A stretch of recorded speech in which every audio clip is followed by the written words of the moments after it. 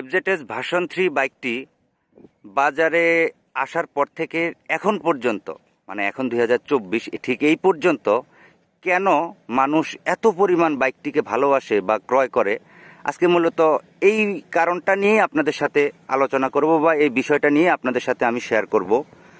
তো প্রথমে যদি বলি যে বাইকটার লুকস, দেখেন এই ডিজাইনটা অনেকের কাছে যথেষ্ট ভালো লাগে, আবার অনেকের কাছে যথেষ্ট খারাপ লাগে। ঠিক যতটুকু যথেষ্ট ভালো লাগে অনেকের কাছে, ঠিক ততটুকুই অনেকের কাছে যথেষ্ট এটাকে খারাপ মনে করে, বা মানে মনে করে যে এটা ডিজাইনটা কেমন মোটা। ঠিক আছে, তো এটা হলো প্রত্যেকের ব্যক্তিগত রুচি। তো যাদের কাছে ভালো লাগে তারা হচ্ছে এই বাইকটাই ক্রয় করে। এবং এইটার যদি আমি বলি প্লাস্টিক বা বিল্ড কোয়ালিটি, হ্যাঁ এটার বিল্ড কোয়ালিটি যথেষ্ট পরিমাণ নরম। দেখেন নরম বলতে আমি এইভাবে বুঝালাম, দেখেন একটু প্রেসার পড়লেই এইটার যেই প্লাস্টিকগুলো আছে এগুলো লকগুলো সব ভেঙে যায়। এবং এটার যে আপনি বাইকটাতে রেগুলার যখন বাইকটা রাইড করবেন তখন এই যে এটার বাঁ সাইডের এই যে প্লাস্টিকটা থাকে, অনেক সময় পিছনের পিলিয়নের হালকা একটু চাপ লাগলেই এইটা জোড়া থেকে ছেড়ে দেয়। তো দেখেন এই যে প্লাস্টিক, ওভারঅল প্লাস্টিকের যে কোয়ালিটি আমি বলবো যে সেটা যথেষ্ট নড়বড়ে, কিন্তু একটু কেয়ার করে যদি আপনি রাখতে পারেন তাহলে হচ্ছে এটা দীর্ঘদিন আপনাকে ভালো সার্ভিস দিবে। এরপরে যদি বলি আপনি কি সুন্দর বা ভালো আলোর জন্য এই লাইটটা নিতেছেন, তাহলে উত্তর হবে না। কারণটা হচ্ছে এই বাইকটার যে আলোটা, এই আলোটা যথেষ্ট পরিমাণ কম। গ্রামীণ কিছু চিকন রাস্তা রয়েছে যে রাস্তাগুলোতে মূলত হচ্ছে একেবারে নির্জন রাস্তা, সেই সকল রাস্তাতে মূলত হচ্ছে এই হেডলাইটটা খুব ভালো পারফর্ম করে, কিন্তু হাইওয়ের জন্য এই হেডলাইটের যে পাওয়ার এটা যথেষ্ট পরিমাণ কম। তো হেডলাইটের জন্য তাহলে এই বাইকটা আপনি নিচ্ছেন না। এরপরে হচ্ছে ইঞ্জিনের পাওয়ার। দেখেন এই গাড়িটাতে 149 সিসি ইঞ্জিন, যেটা যথেষ্ট পরিমাণ হচ্ছে কি বলে দুর্বল পাওয়ার। মানে এই বাইকের বডি চেসিস অনুযায়ী আমার কাছে মনে হচ্ছে ইঞ্জিনের পাওয়ারটা যথেষ্ট পরিমাণ দুর্বল। তবে ইঞ্জিনটা কিন্তু একেবারে রিফাইন্ড বলতে মানে স্মুথ, কিন্তু হয়তো কি তার পাওয়ারটা একটু কম দেওয়া রয়েছে। তো মোটামুটি যারা একটু পাওয়ার পছন্দ করেন তাদের হিসাবটা ভিন্ন, কিন্তু আমার কাছে মনে হয় ওভারঅল এইটার যে বডি চেসিস তাতে আরেকটু পাওয়ার দেওয়া যাইতো, কিন্তু কোম্পানি কোনো মানে আপডেটেই এই জিনিসগুলোর দিকে কখনোই কাজ করে না। কিন্তু এই ইঞ্জিনের পাওয়ার কম থাকলেও অনেক মানুষ কিন্তু এটা কিনে। তাহলে কেন কিনে ভাই?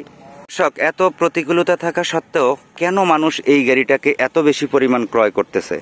এর একমাত্র কারণ হচ্ছে কমফোর্ট বলতে দর্শক, আপনি যখন এই গাড়িটার এই সিটে বসবেন এবং যখন বাইকটা রাইড করবেন তখন আপনার কোনো ধরনের কোনো ক্লান্তি বা হচ্ছে পেইন আপনার আসবে না, এবং আপনার কোনো ব্যাক পেইন বা এই ধরনের কোনো সমস্যা হবে না। এবং এখানে যে দুইজনের সিট, এই দুইজনের সিটে দেখেন দুইজন আপনারা যখন বসবেন তখন খুব কমফোর্টলি হচ্ছে বাইকটা আপনি রাইড করতে পারবেন।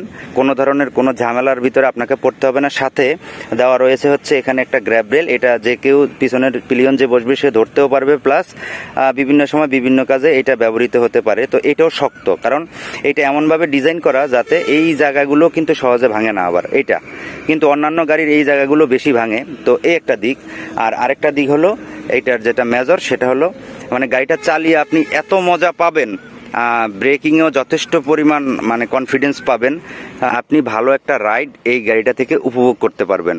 তো সবচেয়ে দুঃখজনক একটা কথা হচ্ছে এই গাড়িটার যে দাম, আমার মনে হয় আসলে এখনকার বাজারে যেই ধরনের প্রোডাক্ট ইউজ করা হয়েছে তাতে এই গাড়িটার দাম যথেষ্ট পরিমাণ কম থাকা উচিত। আসলে এই ধরনের একটা গাড়ি থাকা উচিত, কিন্তু এটার প্রাইসটা থাকতে হবে আরও ক্রয় ক্ষমতার ভিতরে, কারণ এটা এখন প্রায় কাগজপত্র সহকারে 3 লক্ষ টাকার উপরে চলে যায়। ঠিক, যেটা হচ্ছে লেটেস্ট মডেল সেটা নিতে গেলে। তো ব্যাপার হচ্ছে কোম্পানির উচিত হবে হয়তো দামটা একটু কমিয়ে রাখার জন্য, কিন্তু আমি জানি ইয়ামাহা বা এসিআই কখনোই এই কাজটা আসলে করবে না। তো আপনাদেরকে বলবো একটা কথাই, আপনারা যদি ক্রয় করতে চান, তাদের দামের সাথে যদি একাত্মতা প্রকাশ করে ক্রয় করতে চান তাহলে ক্রয় করতে পারেন, কিন্তু আমার কাছে মনে হয় আসলে এত দাম দিয়ে এটা ক্রয় করাটার আগে একটু ভাবা উচিত।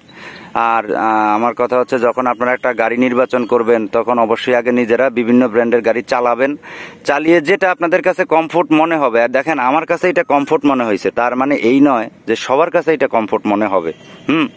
তো সেক্ষেত্রে আপনারা বিভিন্ন বাইক যখন রাইড দিবেন, টেস্ট করবেন, তখন আপনার জন্য কোন গাড়িটা প্রয়োজন হবে সেটার সিদ্ধান্ত আপনি নিজেই নিতে পারবেন। তো ভিডিওটি দেখার জন্য অনেক ধন্যবাদ। ভিডিওটি যদি ভালো লাগে তাহলে অবশ্যই শেয়ার করবেন। ধন্যবাদ সবাইকে।